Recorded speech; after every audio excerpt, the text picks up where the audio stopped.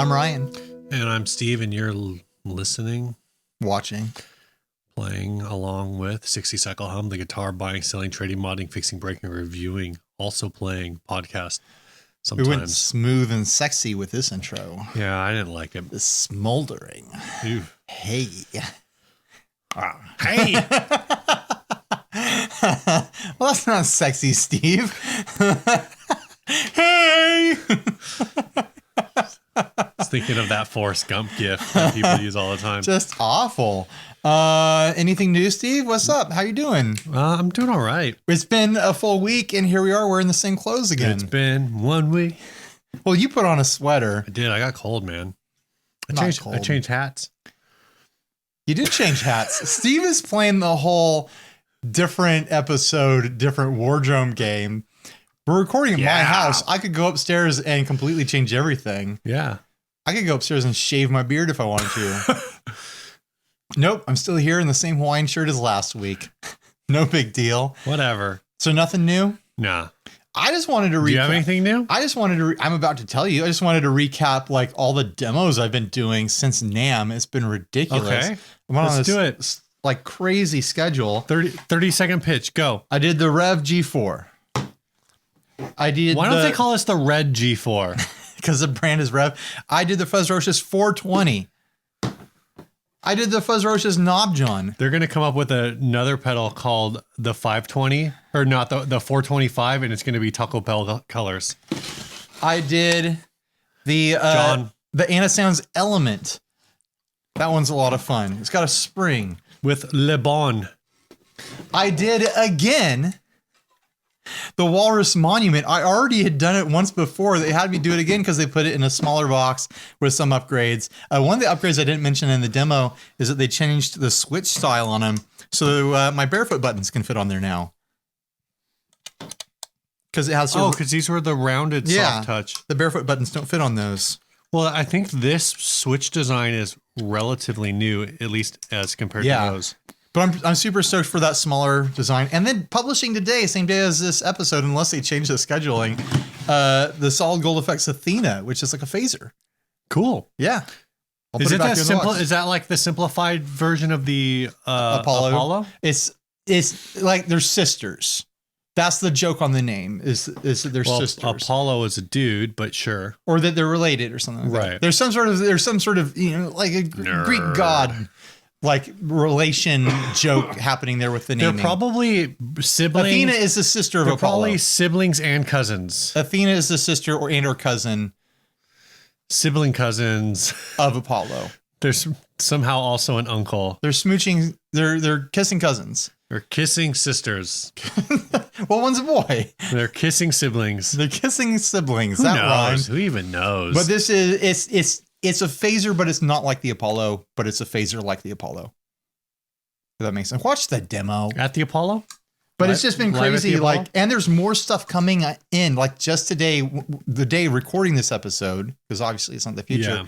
I cleared 4 more pedals coming in for demo. Yeah.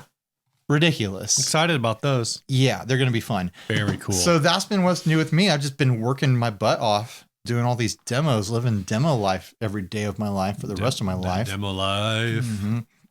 Now I'm drinking a chicken cherry cola. Well, it's not a cola. It's a cherry 7-Up. But, you know, I wanted to drop that reference. That group was so disappointing because that first single was so cool. Such a banger. And they Everyone loves that song. They basically followed up their next song with a Titanic theme. You know, I was thinking the other day, everyone talks about how, I know it's not the same band, how the Verve was going to be like the future of rock and roll. But then like they just got creamed by lawsuits. I wish the Verve pipe was the future of rock and roll, man. I can't remember any of their other songs. And I've never listened to that album, and I'm wondering if I should. The Verve album? Yeah. They had a follow-up single called Sonnet that was pretty good. Okay. But if everyone was claiming they were the future of rock and roll, I never listened to the full album. Maybe there's some good stuff on there. I mean, if they were the future of rock and roll, it was...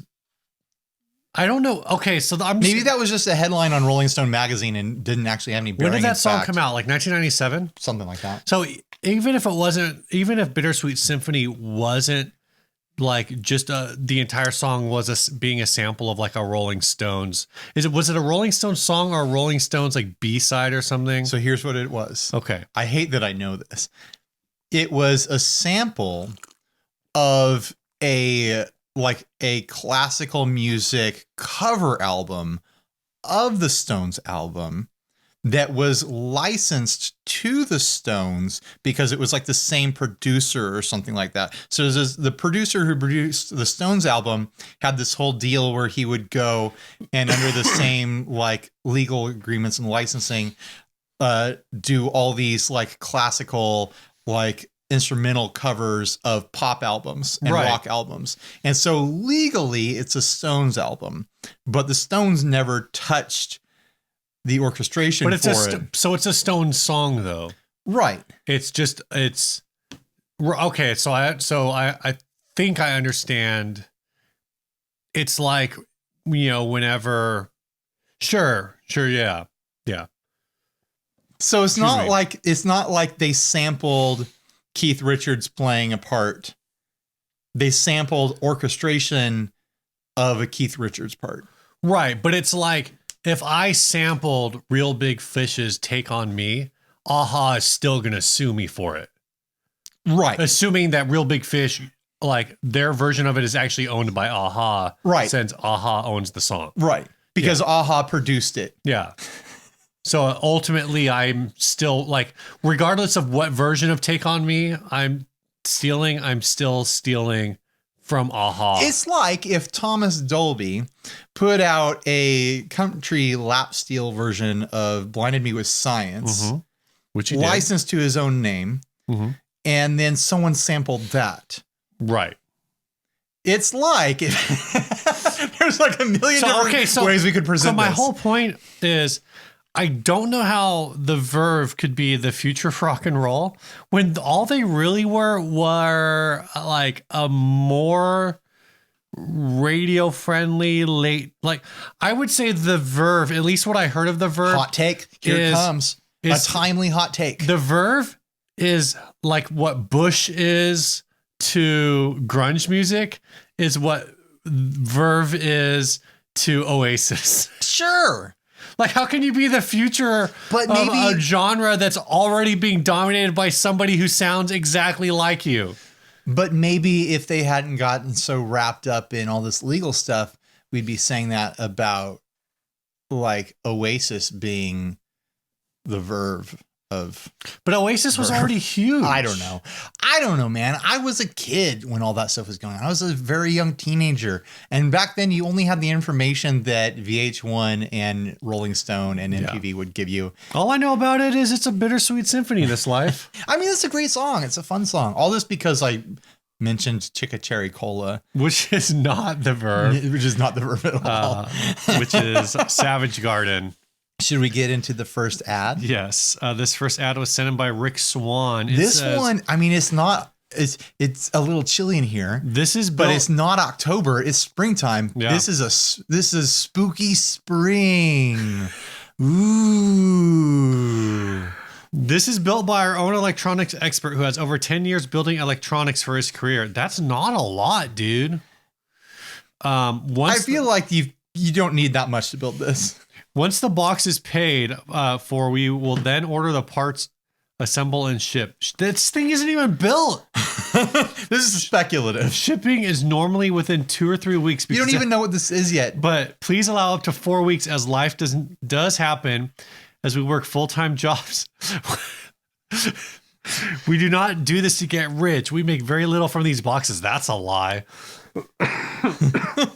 We got in this business because we wanted to bring good equipment to people for reasonable prices so they wouldn't get ripped off, as we also did when we first started out.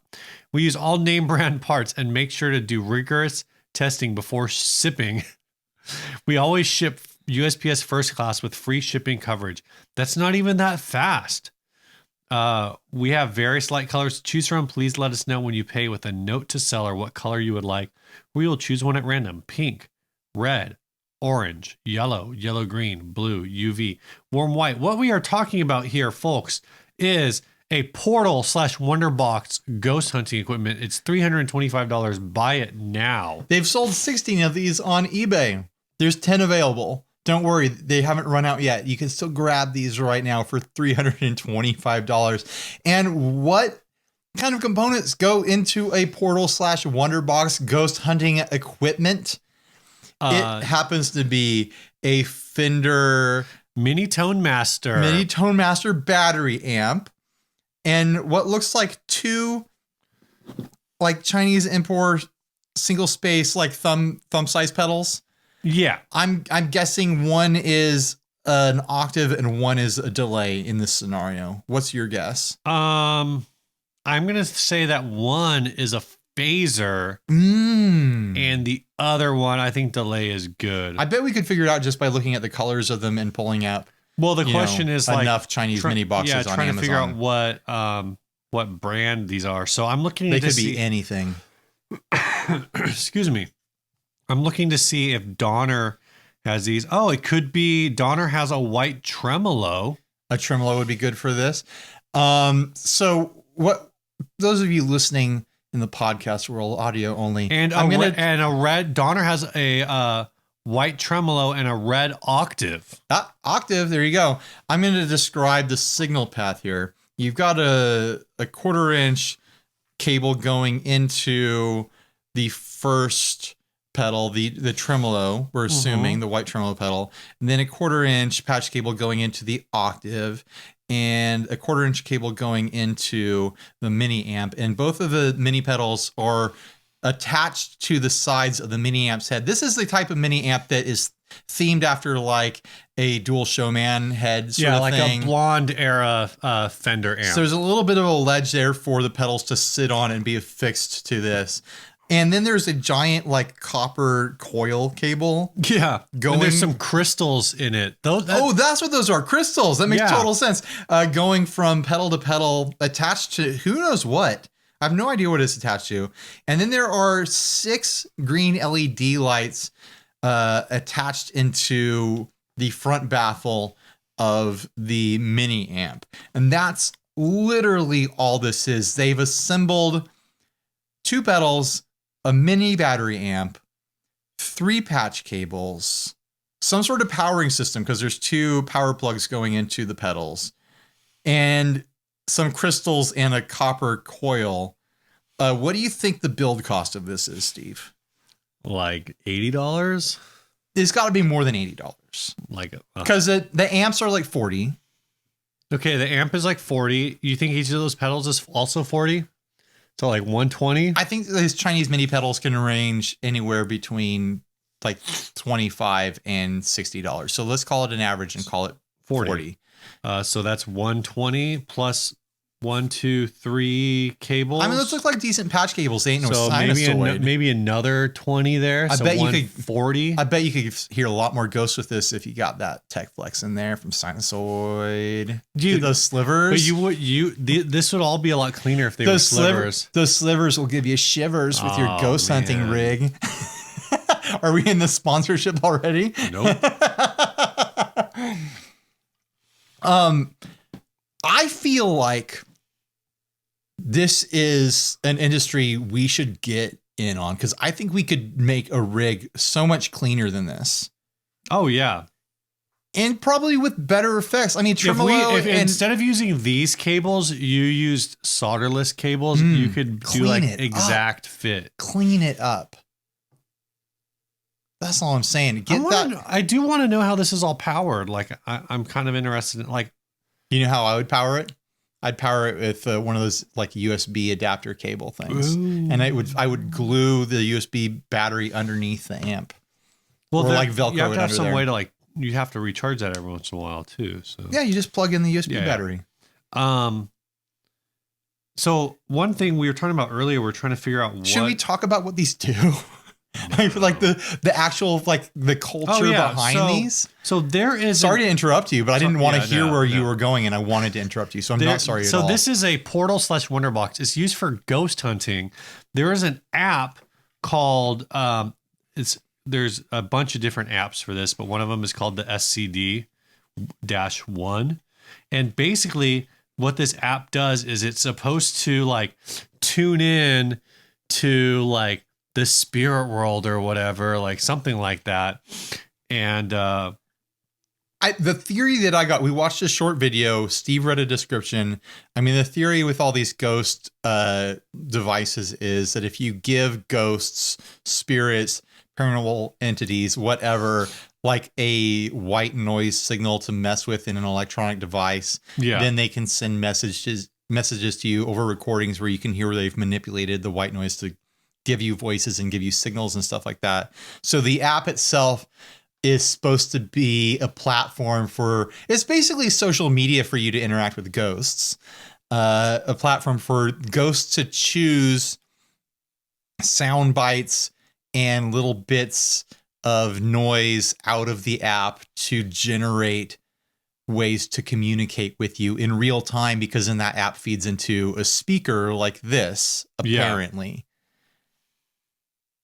It's just what I think the situation is. So people run this app and then they run their phone into a setup like this to hear the app in real time. And of course, you've got to throw in a tremolo and an octopedal, because that's how you get those ghosty sounds. Yeah. So the thing that I don't understand is, so this is designed to plug into like an app. Yeah. Like the scanning app, right? Yeah. And I scanned that and said, is the real-time radio ghost box really live scanning and not pre-recorded sound? So then it says it's 100% real-time internet radio channels from around the world using Shoutcast servers. These stations broadcast 24/7. The SCD scans just like a traditional ghost box without the noise, which is not needed. So basically, there's something in this app. Like, this app is basically a combination of internet radio scanner and like a noise gate. Okay, so it's basically asking ghosts. This is so presumptuous. Yeah. To assume that ghosts are going to be on board with this, but then asking ghosts to basically be Bumblebee from Transformers. And be like, now your voice is new Bumblebee or the old Bumblebee? The old one. The one that learns everything from the radio. Right. That samples bits from the radio. Yeah, so that's for his voice. That's the whole thing with this is this you ask a question and then the ghost is going to like, I don't know. The ghost is going to use this to... The ghost is like, I've been listening to all these radio stations and I know which words to select so that I can communicate with this person who's got an app and this pile of guitar parts. I hope someday I'm a ghost. I'm going to track down someone using one of these things and I'm going to make fun of their rig. Bro, you should be using a Fender Twin. You need more power. Why not throw in a ring modulator? Those aren't sinusoid cables. Chase Bliss is extra spooky. Drink more Ovaltine? No, the whole thing is just like, you know, these people say they're not trying to rip people off with this pile of parts, but it's like, come on, people who are familiar with this gear know that this is just stuff you can buy for $100-something bucks. Yeah, and it wouldn't take more than an hour with a glue gun to put this together. Right? It's completely dumb. I'm going to challenge our audience to make their own ghost boxes at home. And we all put them on eBay. I'll put them on eBay. Who can sell one for the most? Who can sell a ghost box for the most? I'll give you some sort of prize. I'll give you a pedal. I will give you a pedal if you can sell a ghost box for more than everyone else. More than how much? How much do you think this is? Because this one that they've sold, 16 of them are listed for $325. There is a make offer button on this. Just think about it. I'm not going to tell you which pedal I'll give you, but I will give you a pedal if you can sell a ghost box for the highest price on eBay. It could be this pedal. It could be this pedal. It could be this pedal.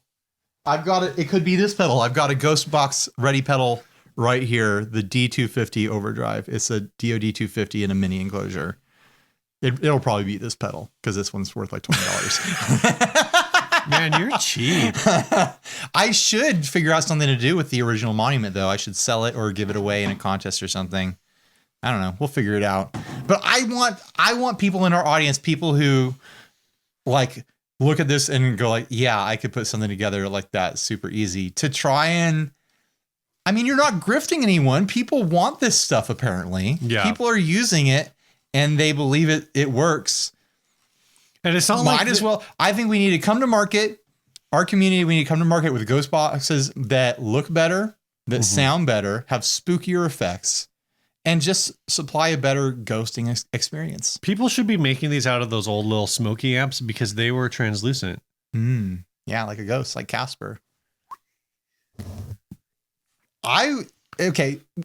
Put together a ghost box. What would you do? Think about it while I put together mine right now.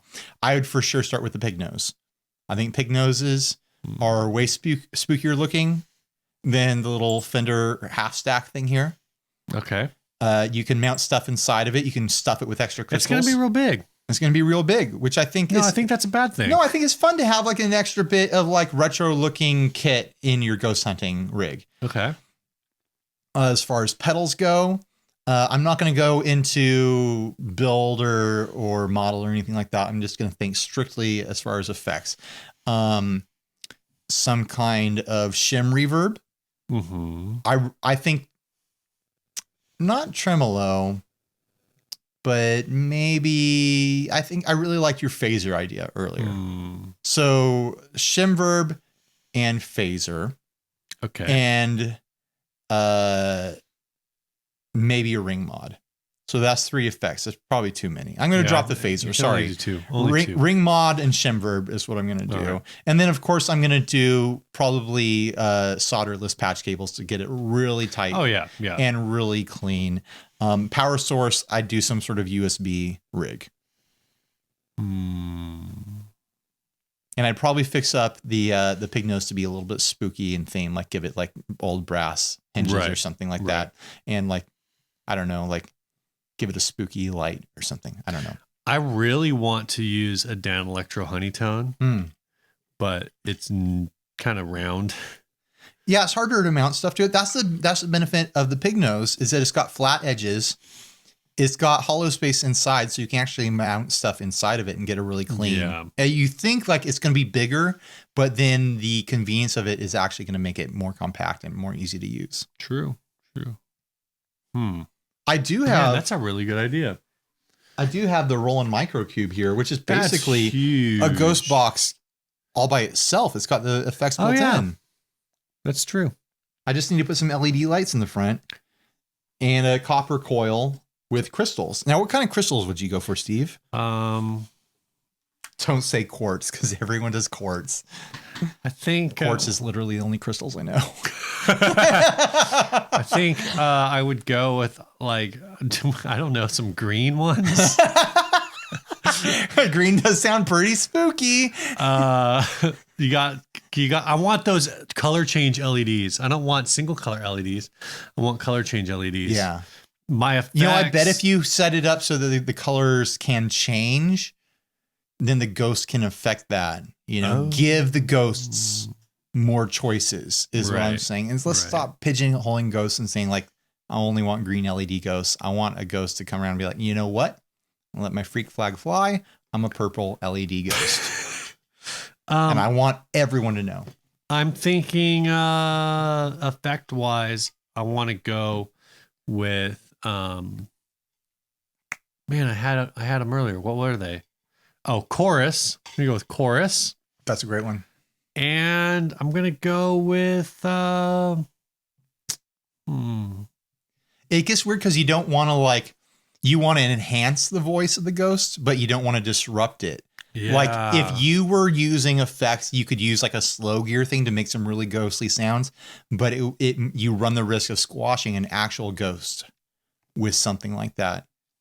I think maybe we should go practical, like a compressor like really compress that You could sound. just go with like dual compressors. Boost that signal. Yeah, Boost that signal. Boost it. Boost it. Boost that signal. Hashtag boost that Ghost signal. boosters. That should be a pedal. bad. The ghost boosters. All it is a boost. It boosts so hard that like You can hear ghosts. all right. I have heard ghosts through my pedal board before, and they always sound like Mexican radio. Do you ever wish you were in Tijuana eating barbecue iguana? I do kind of wish I could try barbecued iguana, but they don't do that in Tijuana. Where do they do it? Seems like you know. Where you can find iguanas. Do you think there's iguanas in Tijuana? I don't know, man. I've never been there. You got to go to like tropical places for iguana, like the Caribbean, Okay. Costa Rica, Maybe South they import America. them to Tijuana. If they do, I haven't heard anything about it. This is just a line from a song. I have literally never in my entire life heard of anyone actually eating iguanas. So you were going to say Tijuana. you've never heard the song. Oh, I've heard the I was song. Like, what? Oh, you mean the song by Wall of Voodoo that I Yeah. love very much? I love that song very much. Didn't we cover that song like way when? Probably. Yeah. All right. This first sponsor spot this week is Hold Up by Chase Bliss Audio. I got the Condor again. Probably should have gotten something else, but I He didn't. changed his clothes, didn't change the pedal on the desk. Well, you know, it happens. Chase Bliss Audio is a great maker of analog effects that are controlled with digital controls. They also make the warped vinyl. This would be a great ghost box right there. That gets Ghost super probably could have spooky. figured out. It gives them so many options Ryan, to express If themselves. the average guitar player can't figure this pedal out, what makes you think a ghost can? Chase Bliss pedals, they're more creative than the ghost that's haunting your house. Anyway, Chase Bliss theme is digital brain, analog heart, and that's basically put into practice with all of these options, all of these different things, switches you can switch to make lots of crazy different sounds, all great sounds because they're all based on like really lush analog effects. I'm going to ask you to do something, Steve. What? Put your hand upon this dip. When I dip, you dip, we dip. Here we go. We're dipping together. Oh, wow. That was embarrassing. So head on over to chaseblissaudio.com and check out some pedals today. Next topic. This topic is Here we go. the Fender Powercaster. Of course it is. The It's from thing the alternate everyone reality. was talking about 3 weeks ago. Finally, we're covering it's it. the Powercaster pairs an atomic humbucking bridge pickup with a single coil soap bar neck pickup for edgy tone from another dimension. Whoa. Another dimension? Another dimension. Is another this dimension. the another guitar dimension. that people were complaining that is just the G&L Doheny? Is that a different? That's a different No, one, that's right? this. That's this? Now we're recapping the Gear Slum from 2 weeks ago because that's what they were talking Do about. people listen to that show? Yeah, plenty Like of people about- listen to it. Yeah. Hundreds. Hundreds. That's significant. It is. It's a real podcast They over should there. start hustling. They should hustle. They should get some. They're get some cash monies. misrepresenting our industry if they aren't hustling.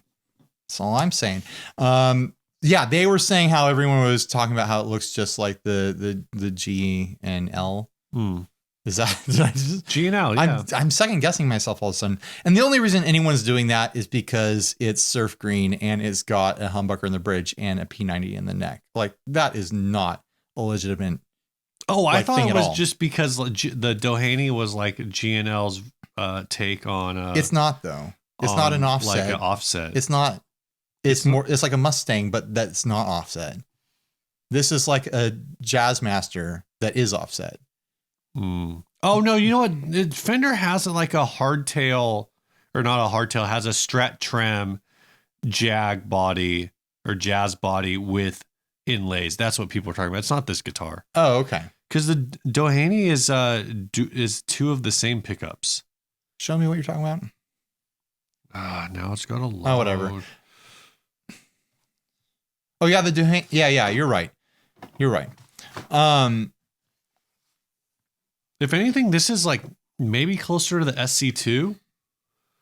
I forgot everything I was going to say about that because you just because it was dumb. Wiped my head clean with this other direction. Even then, it's not. What do I you guess think it's not about really this? SE2. What do you think about this guitar, Steve? Like, not comparing it to any other guitars.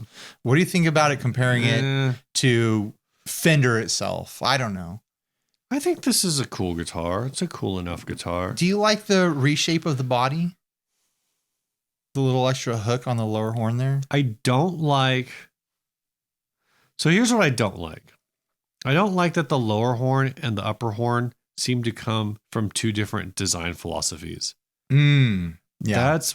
You feel like there should be a little bit more hook on the top? Yeah. I think if there was more, gosh, we got a fly in the room. Gnats in here.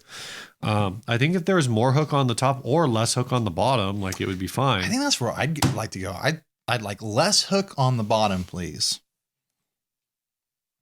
You're never going to kill that fly. I should go get my bug assault gun. It's not moving that fast.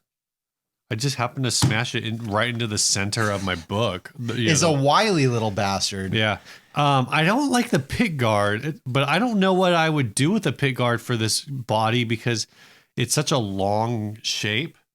I'm with you on the different design philosophies, top and bottom, with the pick guard, where I like the top of the pick guard. I like the bottom of the pick guard. I don't like them together. Mm-hmm. There's this weird visual tension where the edge of the P90 meets the edge of the pick guard, and it just feels like it's going to cut it in half. Yeah. And it feels like it is like a line between two different guitars in that like intersecting moment on the pick guard. I also don't like how, gosh, man. Once you start looking at it, it starts to fall apart a little bit, right? I don't like so I realized I'm trying to figure out exactly like what I don't like about the pick guard. And what I don't like about the pick guard is how the line from the control side of the pick guard does not align with where it comes off of the top of the humbucker. They lined it up to meet with the edges of the humbucker ring, but not to follow the line that the pick guard sets out from point to curve. And so I think if they connected, for what it's worth, if they connected, I still wouldn't like it. Sure. But once you notice that, you'll never unnotice it. Once I realize it doesn't connect, like if you were to build this guitar, it's like the whole thing, it's the whole classic engineering of like, why do all engineers need to be why do all people in a design project all need to work together and make sure everyone's using either English or using metric the entire time, not converting. Right. Right. This is that classic thing because you're building a bridge from America, the real America, that's us, the USA, to Canada, aka America's hat. And in Canada, they're using in America, we're using the American system of measurement because, hello, America. And in Canada, they're using the metric system because they're socialists. Oh my gosh. So you're following this, right? I didn't know we were going to get so political. And so what happens is the American side of the bridge is built properly and it's going across because it's using all American parts and it's using American measurements. Again, the American system of measurement where the mile is king. And the Canadians are using that socialist metric system, which just doesn't compare to the American system. Yeah. And the Americans are building their bridge straight and it's perfect and it's pure and it's gleaming white. And it's full of freedom. And that Canadian bridge, when it meets the American bridge, it's going to kind of miss a little. It's going to miss a line because they're using that metric system. And the Canadians are going to be like, what's this all a boot? And everyone on the American side is going to be like, a boot? Well, what are you Canadians talking about? As soon as they see that it's not a line, they're just going to start apologizing. Oh, sorry we didn't get the bridge quite right here. Canadians. Aw, gee. But no, have you ever heard that whole thing with engineering where it's like where there actually was like a bridge built at some point where like one of the engineering teams did a conversion wrong. Right. And like the bridge doesn't line up. Like that's what this You took a long time to get to that, Steve. I just wanted to tell that bridge story in a way that was highly offensive. It wasn't even that offensive. All right. I mean, it would have been highly offensive like 2 years ago.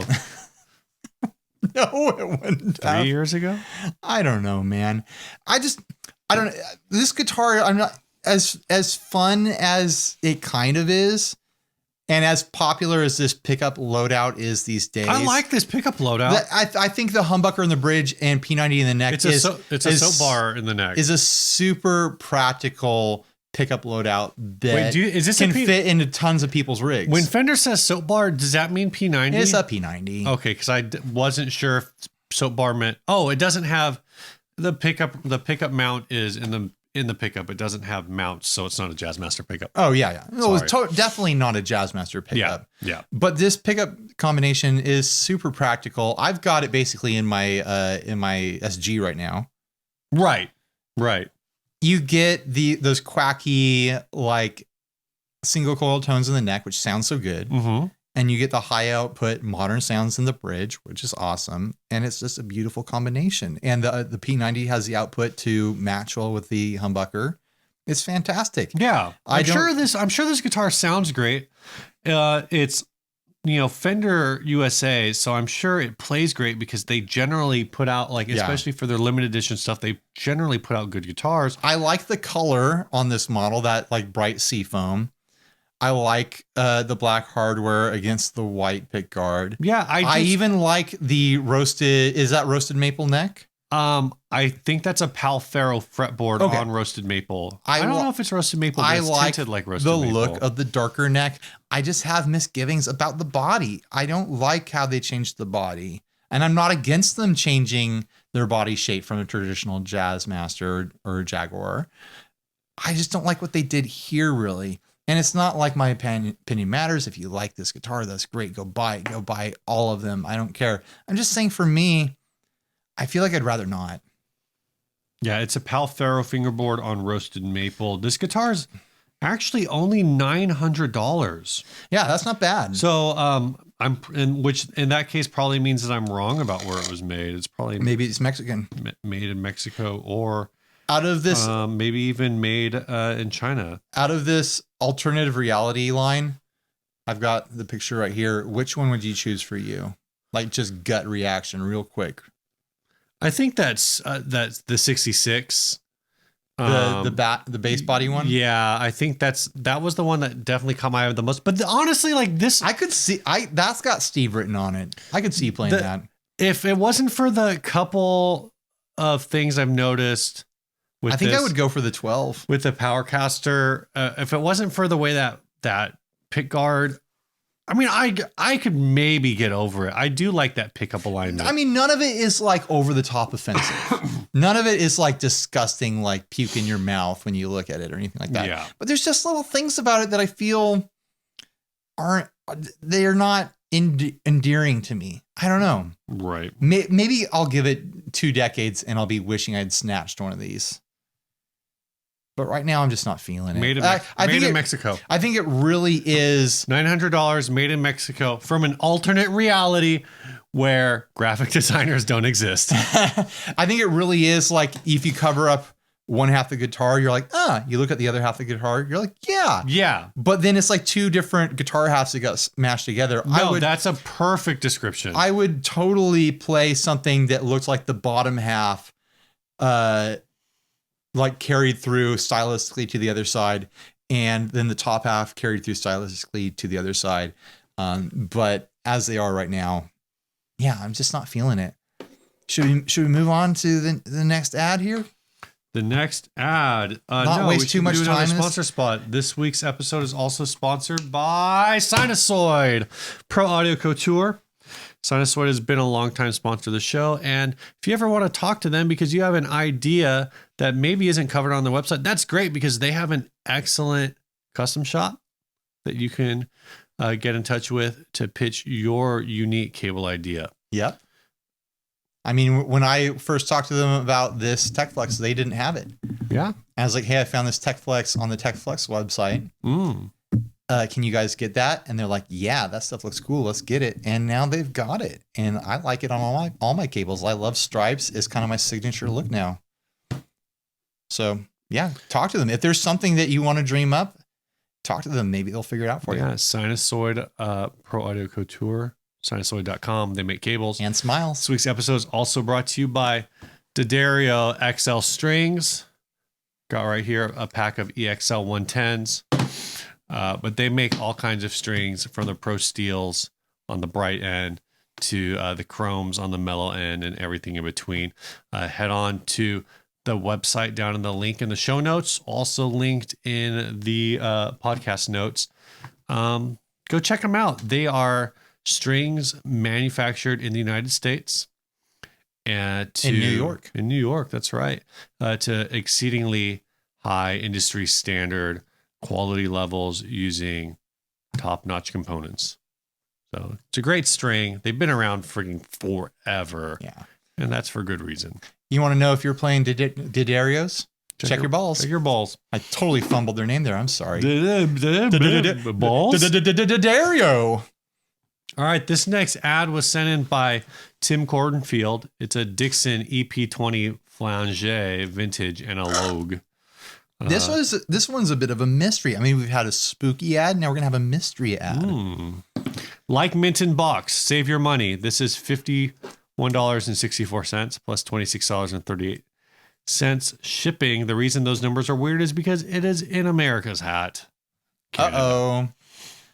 Canada. Uh-oh, Canada. Good job, Ryan. So I didn't even mean to do it. So we've been staring at this for a while because this looks like a part-for-part copy of a Boss BF2. I'm pulling up Boss Flanger images right now. Or Flanges. Flanges. And you're right, BF2. All we were able to find is that there are... Same exact control layout, manual depth, rate, res. Right. All we were able to find is that there are actually a bunch of companies, Dixon is one of them, that make these Boss copies. Here's the thing, though. I've heard tell. I've heard whispers around the campfires. Okay. I've heard rumors in the halls of the Lay it on me. Cathedral that during like the 80s, Boss was distributing pedals in South America under different names. Oh. And I vaguely remember that Dixon was one of them. I think it might be a proper Boss pedal with a different name on it. Because it's even got the 80s silver screw on it. Yeah, but the check light's in a different place. I mean, they changed, the rubber pad on it, and they changed the knobs. How hard would it be for them to drill a different hole for the check light?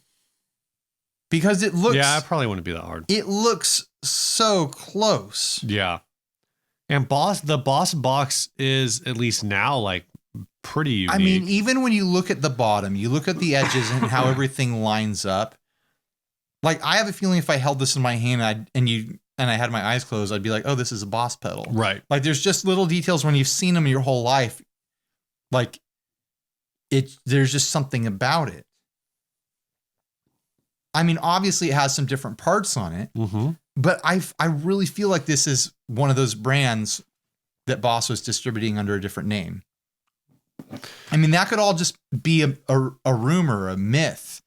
It could all just be, an old wives' tale or an urban legend. So what we're actually saying right now is we have no idea.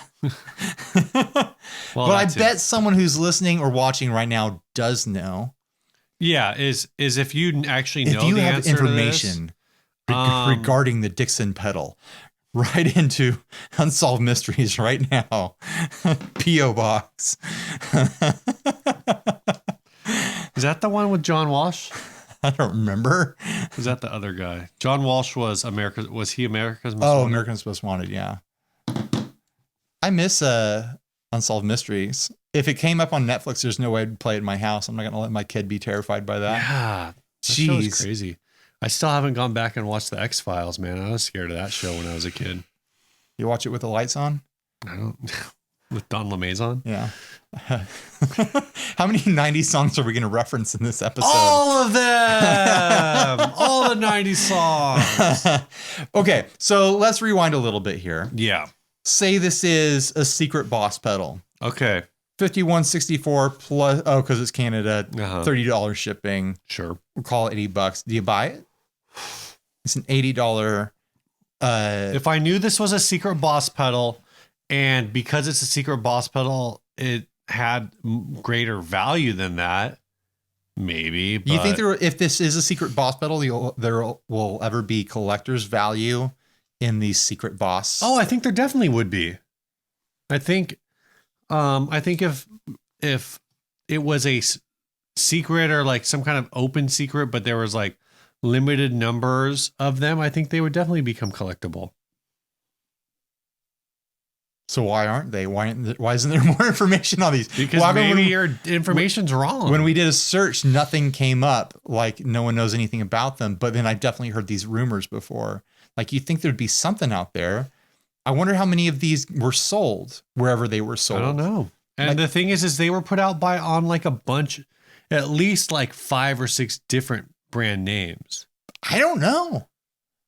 I always assumed it was under one. No, that's when I saw this, I was like, oh, this is the one. When I looked up like Dixon pedals on the effects database, it listed like 5 or 6 other like associated brands.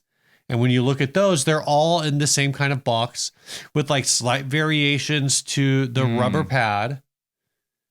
Maybe some slight variation to the overall graphic design, but basically a Boss case with like a cheap version of the Boss knob. That's very interesting. Well, I hope you guys can help us solve this mystery once and for all. Drop us an email. Should we if we find out and it's interesting, should we do a follow-up to this? Yeah, I think that maybe would be we can get together a bunch of information and do a proper like little presentation. Yeah, maybe not that. Maybe Steve can come over on his lunch break and waste a lunch break recording some sort of factual little piece. I've done worse things on my lunch break. That's for sure. Like eating lunch. What's the next topic? It's that hype topic. Yeah, the next topic, a set of topics was sent in by Tyson Brown, and he wants to know, what's the hype? He's got 4 different hype questions here. We'll start with the first one. What's the hype with pedals? That's not the first one. Oh, no, there it is. What's the hype with offsets? What is the hype with offsets, Steve? It seems like everything these days is offsets. They're everywhere. There's groups about them. That's all anybody talks about. Everyone's like, you got to get offset. Yeah, that's a podcast. Where do you get offset? Yeah. I mean, how far back do we want to go? Well, boys and girls. When did the hype start? Do we consider, the hype started in 1958 with the creation of the Jazzmaster. And then the hype like quickly ran out very fast, like because no one wanted it. Yeah. And then the hype came back in the early mid 90s. Early 90s. To grunge music. Well, I don't know, kind of early 90s, late 80s, depending on who you ask. Who was using them in the late 80s? Like the Smiths? Like Sonic Youth. I guess like and the stuff Smiths like and Sonic Youth. Yeah, that's true. Before it was grunge, when it was just like underground stuff. Right. When it was more, yeah. Yeah. But that whole wave was rock stuff. Probably the first rebirth of hype for these offset things. Yeah. I mean, because Jazzmasters and Jaguars and Mustangs and Duosonics were all just seen as like discarded, like garbage that no one wanted. Like, get that crap out of here. Basically Fender put out these offset guitars. Yeah. Surf was going on. They were relatively popular for people who could afford them. They were supposed to be, at least the Jaguars and Jazzmasters were supposed to be the higher end version of Fender's guitars. Then the Mustang and Duosonic were kind of student models. They were student models. And then Hendrix comes along and everyone just wants Strats. And everyone else just wants Telecasters for their country bands and whatnot. Because surf music sucks. And all the offset stuff just kind of got pushed to the wayside, and they were cutting up bodies and turning them into funky, like psychedelic looking things with the Music Landers and whatnot because they couldn't sell Mustangs anymore. So then, grunge and stuff comes along. All of a sudden, it was popular enough that Fender created the Squier Vista line. Exactly. They came out with new lines of offsetty sort of stuff in the 90s. Everyone thought like, this is so awful. Now I can't go to a pawn shop and buy Jazzmasters for $200 anymore. Surely they will never get this expensive again. And they just keep getting more and more expensive. Enter into the 2000s, the 20 teens where we are now. And it seems like they just keep getting more and more popular to the point where like, it feels like Fender offset style guitars have overshadowed the Stratocaster and nearly the Telecaster at this point. In popularity of shape. It's completely crazy. And like if you had told people that in the 80s, they would have just shook their head at you like you were an insane person. I think there are a lot of bands now that are creating like very 60s inspired jangly guitar, really like maybe synth heavy, so like the synthesizers driving like the heaviness, doing the heavy lifting in like the rhythm section of a song. So people are wanting more guitars that are like kind of jangly, and also like that jangle sound does lend itself to like some weird the jangle things all comes from the hardware, right? Like the shape of the guitar has nothing to do with it, which is something that cracks me up all the time when there's like offset guitar groups. It's like you're just into the shape, because like I can show you BC Riches that are offsets, right? And I mean, obviously, like there's a whole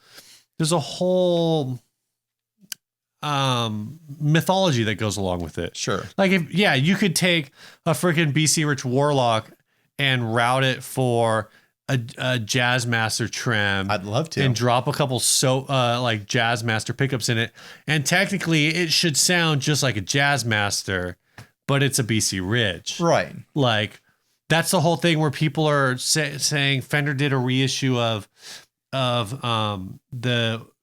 Actually, I think it was also the Jazz Master a few years ago. They did a model that had a 3-way switch, no tone circuit. And people were like, if there's no tone circuit, like, right. What, like, is that even, like, can you even call it, is it Jazz Master or Jaguar? I was looking at the, I know what you're talking about. I forget which one it was exactly, but I was looking at the newer Mustangs, the one in the penny finish, the copper penny. Yeah.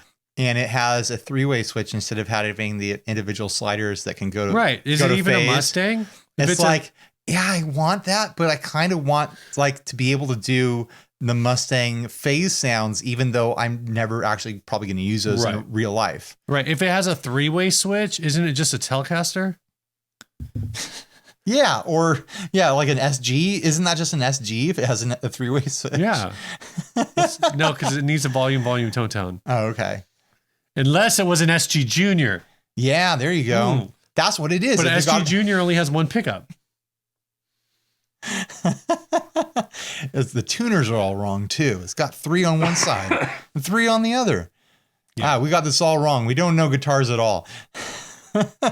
There will be a number of people who will not dispute that statement. At least like 10% of the people who comment on YouTube. Yeah. So yeah, I don't know what drives the hype. It's just a popular guitar. I think it's a cool look. I think people like the look of these Fender offset sorts of things. I think it's a fluid look. It's got nice lines to it. It doesn't look like old or kind of like dusty at the moment. Like you look, I feel like I look at a Strat right now and I'm just like, ugh. I think it's the 90s and the 80s. Yeah, I think it's also like a classy design because it's similar enough to a Strat or a Telecaster. Like it's very clearly, I think, from the same like Southern family. California design aesthetic. But I think offset guitars in general are still relegated to underground, like to the extent that, like, I mean, who would you say is the most famous? We still have 3 other questions to answer from this lineup. Who would you say is the most famous guitar player to play an offset guitar? The most famous? The most famous. Well, that probably Kurt Cobain. I mean, fame. If we're just going off of fame. Well, I'm saying, so I guess what I'm saying is when I think of, if you do it by the numbers, it's probably someone modern. If Taylor Swift has ever picked up an offset. I was going to say Taylor Swift. So there was a thing a few years ago where Taylor Swift was playing the Johnny Marr Jazz Master. That's just because there's more people alive now. but no, so I mean, but even Kurt Cobain is a perfect example because Kurt Cobain is, and And the thing is we're struggling to come up, and some jaghole who's listening to this will be like, you just said Johnny Marr, idiot. He has his own signature model. But yeah, it's like we're kind of struggling to come up with this, right? I mean, like, if you asked us who our favorite was, we'd come up with all sorts of exotic answers, you know? I'd be maybe. Nookie Edwards. Maybe like Elvis Costello. So we've come up with 3 names, like 4 names. Elvis Costello, Kurt Cobain, Johnny Marr, and Taylor Swift, who doesn't really count. Like, not because like Taylor Swift played it for one show, not because Taylor Swift doesn't count. Taylor Swift, you're a wonderful person. I don't know. You're probably horrible like everyone, but whatever. Hi, Taylor. If I asked the same question for Strat, we could talk about that for... Everyone's played a Strat. Yeah.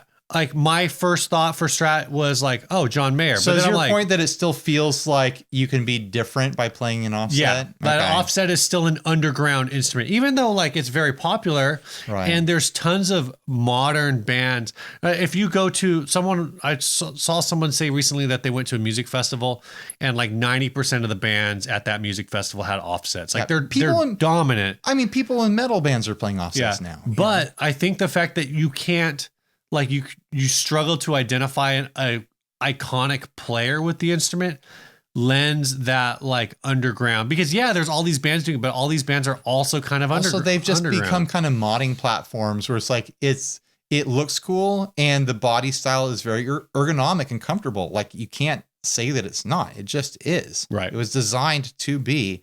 It hangs off your body very nice. But people these days are just loading them out every way that they want to. You can probably find an offset with a Floyd Rose and EMGs in it right now, like without searching too hard. You can find, the big thing for a while was offsets with Telecaster loadouts. Yeah. You know, like blending Telecaster pickups into Telemaster. Yeah, into an offset body. So much so that Fender has put out their own versions of it now. Yeah. I don't know. It's people like it. That's why. That's why there's hype. All right. And people, they sell them. That's why there's more of them being made. What's the hype with pedals? Pedals are affordable and they make you sound different. And, it's fun to mess around with them. And there's a lot of them. There are 9 on this table. And I would say none of them are particularly conventional. There are a lot of pedals in this room right now. I would say like the Rev is maybe the most conventional. No, the D20 is probably. Do you think the tremolo is? But it's a harmonic tremolo. Yeah. Anyway. I guess you're right. You're right. Like we could argue over what's the most conventional, and the problem is none of them are particularly conventional. You could buy a pedal every day for the rest of your life, and you would never try them all. Yeah. It is ridiculous right now. So why is there so much hype to support this? What I was getting at starting out is just like, I feel personally, I buy my rig $200 to $300 at a time. Like people ask, like, why do you have so many $300, $250 guitars? Because like when I shop for gear, it's because that's how much money I have. And pedals land in that territory perfectly. It's for the person who's like, I'm gear hungry. I've got an itch. This is how much money I have. And I don't have any more than that. Yeah. I think going back to the idea of pedals being an easy way to change your sound is also like a huge factor here because of that. And because, at the end of the day, I think creatives have a tendency to find something that works for them, that they build a bond with, and like, shout it from the mountaintops. Got to shout it from the mountaintops. So if you've been on a tremolo search and you finally, you pick up the Walrus Audio Monument and it solves all of your tremolo search problems. Now, anytime anyone says like, hey, what pedal have you been using recently that you love? You're going to say, hey, this thing. Yeah. Oh, what pedal did it take you a long time to find? You're going to say this thing. What's your favorite pedal? Like whatever, all these different questions. What's the best trem? All this, like, you're going to go answer all of these questions in all these different places with the same answer. They're fun to talk about. They're fun to collect. They're like baseball cards. They're pretty. You can trade them with your friends. Yeah. They're like baseball cards. You can buy the components for like $1 for like 20 components, but You know, if you How want much it, does it cost to make a baseball card? You're not sitting but at if home you making want, your own if baseball you want cards. the complete set of baseball cards, you gotta pony up. Yeah, pony up. Go get that vintage baseball card. Do that work. There should be baseball card packs with pedals on them for guitarists. That feels like a very Earthquaker thing to do. They already have you looked at Earthquaker? You know who should do that? Earthquaker's done that with their team. Like their like employee list on their website, it's all baseball cards. Oh, really? Yeah. But you know who should legitimately do that? Animals pedal? No, Effects Database. Oh, they should just turn it all into baseball cards. They should make a baseball card deck. I'd buy a couple of them. I feel like that would yeah. I don't think they have the budget to do something like that. Maybe they do. You know who could do it? They're so efficient over there. I have trouble imagining them doing something frivolous like that. Right. I'm trying to think how you But they definitely have the database. Like Boss and Ibanez could put out their own. But I wanted to be card someone sets. independent that would cover like all the brands. Right. You know? I feel like Josh Scott would do a very good job of it. Yeah. Hey, Ryan. Yes. What's the hype with metal zones? The hype with metal zone. There's 4 of these questions. We're almost to the end. The hype with metal zones is that I've said this over and over again about this and the DS1 and a few other pedals.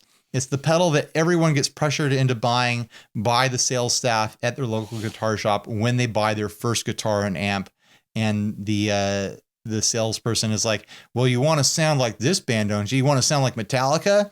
You want to sound like Nirvana? You want to sound like, like whatever, like heavy band you're into, Slipknot? I don't know. This will do it for you. Here, kid, everyone wants a metal zone and everyone just buys it because it sounds like the most extreme, like over the top crushing tone you've ever heard in your life. And you want to shoot lightning out of your fingertips when you buy your first electric guitar. So it's a no brainer. And then as soon as like you kind of become more nuanced as a player and you figure out how tone actually works for your playing and you figure out the style that you actually play in, unless it's over the top heavy metal, you're probably not into the metal zone anymore. And you come to resent the money that you spent on it. Right. And everyone, the vast majority of people out there who bought metal zones for the first time in their playing career learns to like hate them eventually. And it just becomes an inside joke, even though they are what they are for the people who need them. Like they're a good pedal for the people who need them. Right. So that's the hype behind metal zone. Well, what's the hype behind KitchenAid mixers? The hype behind Why are they so expensive? I don't know why they're so expensive. Probably because they're a big chunk of metal with big heavy gears in there. I've never Aren't bought. they like indestructible? Probably. I mean, it's like industrial equipment. Do you guys not have one? We have one, but I didn't buy it. I got it as a hand-me-down from my grandma. Are they? That's what I'm saying. They're like indestructible. They're like $300 or $400, right, for the mixer?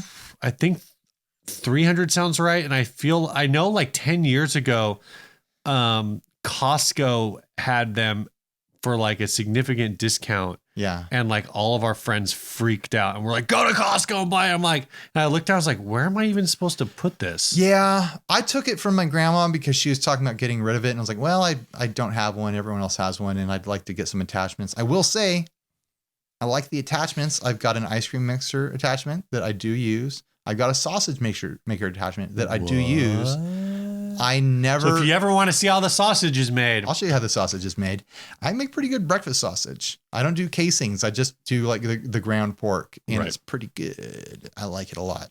I'll say that I never use it as the actual stand mixer. It just sits on my countertop, never getting used. And I think that's how it ends up for most people. Right. I know my family uses theirs a lot for like baking and mixing and stuff, but I prefer a hand mixer. Right. So I don't know what the hype is. I don't bake, so sucker. I don't know what the hype is with kitchen mixers, with KitchenAid mixers. For some reason, we've all been duped into thinking that you have to have one on your countertop. I think I could do most of the things that you would do with a KitchenAid mixer with a hand mixer. And I could buy standalone like machines for the sausage making and the ice cream making. I think there is some mixing that it requires like to be like things that have to be mixed slowly for extended periods of time. And that's really where like the KitchenAid mixers excel. Like things that are like that dough are like and really stuff. thick too. I don't do like I don't do breads and stuff like that. I think bread people like them. But if I'm mixing up a tray of brownies, like I can do that with a spoon. I don't need a mixer. Yeah, cookies. I can do that with a hand stuff mixer. like that.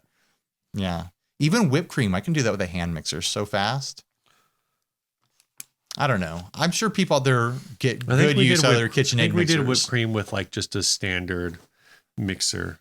I can make whipped cream in my mouth. Just put the cream in there. I'll whip it for you, and I'll spit it out onto your pie. That's disgusting. All right. Yeah. This last ad was sent in by Callum McMaureen. It's an electric guitar in Nottingham, England. And like many of the things you would associate with Nottingham, this guitar does look like it is trying to steal from you. What's your favorite Robin Hood movie, Steve? Men in Tights.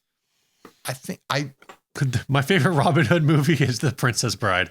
I think the Disney cartoon one. Oh, the Disney cartoon is like the music is so good in it.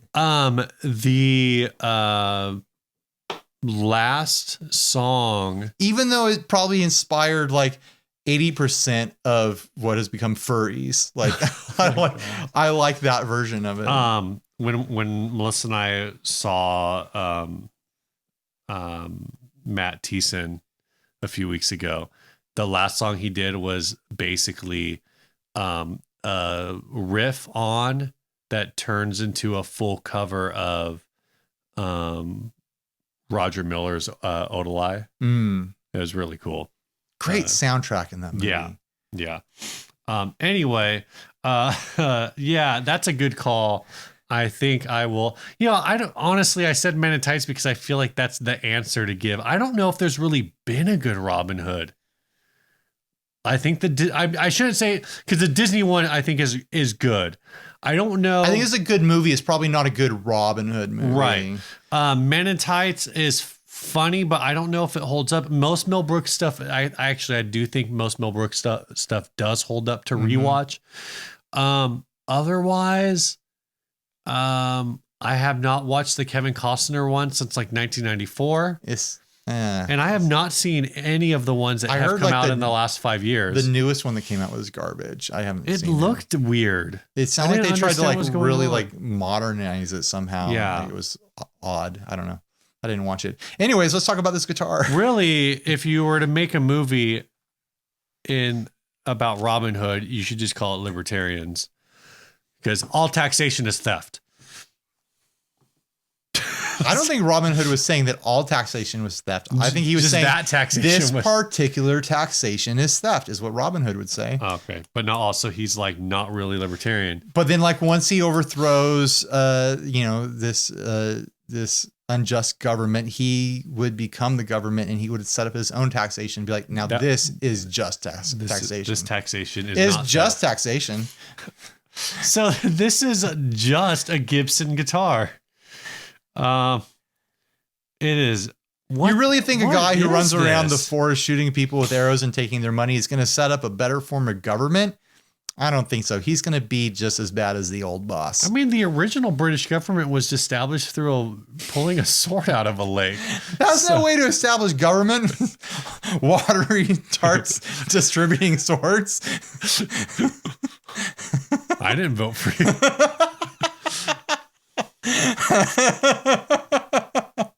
Okay, that movie holds up. That's my new favorite Robin Hood movie. It holds up.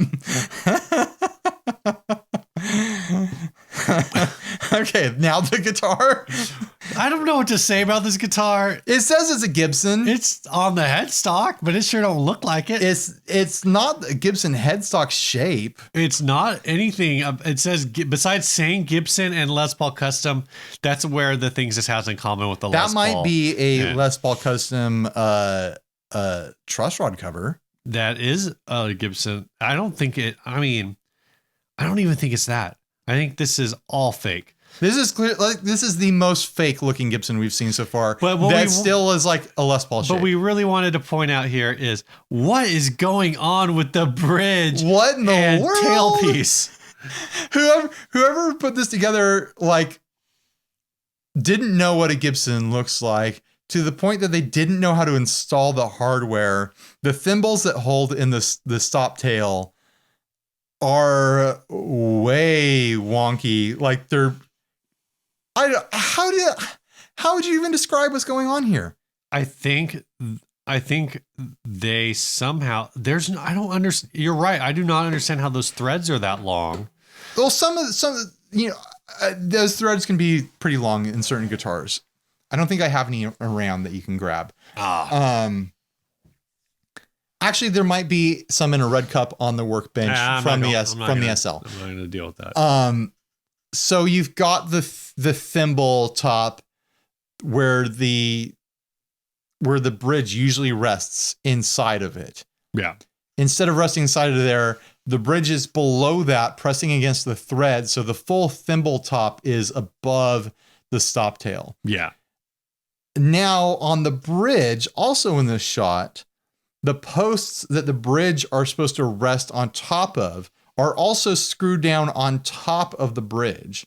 So you have 4 big metal posts sticking out of the bridge and the stop tail. And it means that the bridge is completely bottomed out on the body of the guitar. There's no way these strings are clearing the neck frets at all, let alone the pickups. I would not be surprised if those strings are resting on the pickups right now. This is a disaster. The neck, the guitar is a bolt-on neck. The whole thing just falls apart every moment that you look at it. We don't have a full shot of the front of the body. We don't, but that's okay. That's okay. We don't need it. This is just a hot mess. I think that bridge might just be sitting there. It might not even be like fixed. It might be just fixed by the strings. Those posts have to be in there just deep enough to be holding it in place. Oh, okay. There's no way it's just sitting there because the whole thing would fall over. There's no way they would be like, yeah, this is right. Yeah. For 182 pounds, I think that symbol means. Yes. That's actually pretty expensive. Yeah. It's like 250, 300. If I saw this in person in a pawn shop or on Craigslist or something like that, I'd be like $40. I would just laugh. I'd be like, yeah. Well, I'm not saying I'm going to buy it. I'm saying that's what I think someone should pay for it if they're curious. And that's just to harvest these poor parts and liberate them from this disaster. The tuners actually look interesting to me. You can only see the end pegs on them, but they have kind of pretty like perloid like pegs. Yeah. I wonder if those tuners are worth salvaging. Probably not. Probably nothing on the guitar is worth anything. So don't buy it is what I'm saying. Yeah. You want to get us out of here with the song? Yeah, I think we can all go to done. bed. If anyone wants to learn more about supporting the show, you can head to patreon.com/60cyclehumcast and check out the list. We're marching to 100. We have 35 pledges to go. Is that a joke till we get about to 100. the month? No, but that's actually pretty good. I wish it was. This week's song was sent by Kyle Viana. He says, love the show. Just wanted to submit a song for my band's upcoming album. The song is called Came for One. The band is called Hurry Home. Guitars used on this recording are Gibson Les Paul Special, Fender Telecaster, and a 5-string Warwick Thumb. The lead bits between verses are the Les Paul into a Wampler Euphoria, into a TC Spark Boost, into a modded PV 6505 Plus combo. We had a friend add a violin part to the bridge, which was a first for us and turned out really cool. So again, this is Came for One by Hurry Home. Hope you guys enjoy it. Bye, everybody. Stay grounded.